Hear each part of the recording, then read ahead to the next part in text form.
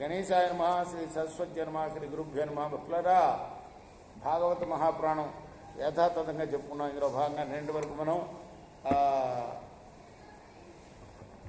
9 స్కందాలు పూర్తి చేసి 10వ స్కందాన్ని 34 భాగాలుగా చెప్పుకున్నాం. 35వ భాగం ఈరోజు చెప్పుకుందాం.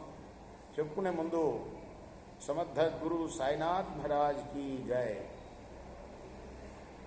శుకుడు చెప్తున్నాడు పరీక్షణ్ మహారాజుకి, కంస ఏవం ప్రసన్నాభ్యాం విశుద్ధం ప్రతిభాషితః దేవకీ వసుదేవాభ్యాం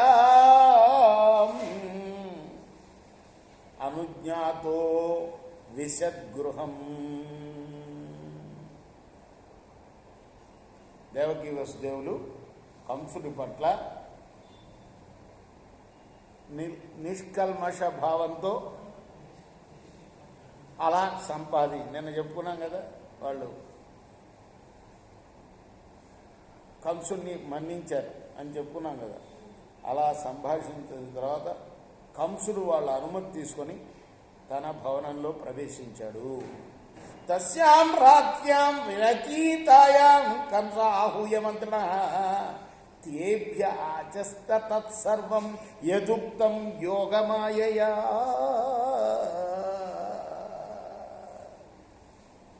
తెల్లవారింది, రాత్రి పడుకున్నాడు. తెల్లారింది, మంత్రులను పిలిపించాడు, మంత్రాంగం మొదలుపెట్టాడు.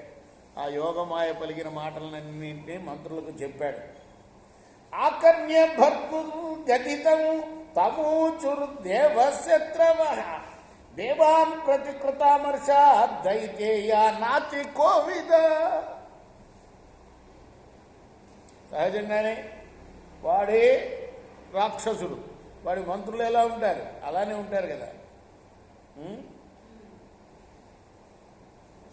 తమ ప్రభువు చెప్పిన మాటలు విన్న తర్వాత అతనితో అన్నారు, ఏ వంచేతర్కి భోజేంద్ర పురగ్రామ ప్రజాదిషు నిర్దిశాంశ హనిశ్యామోజ్జవైషుషు.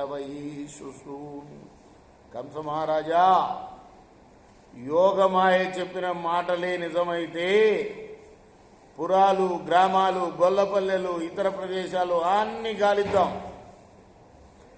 10 దినముల వయస్సు నిన్న శిశువులను అందరినీ కూడా చంపివేసేద్దాం అని సలహా ఇచ్చారు. రేపు మనం మిగతా భాగాన్ని కొనసాగించాం. శ్రీ సజ్జానంద సద్గురు సాయినాథ్ మహారాజ్ की जय.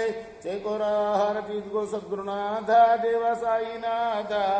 పాంచభూతీయ తత్వములానే హారతులిత్తుమురా నిర్గుణం స్థితే వీడి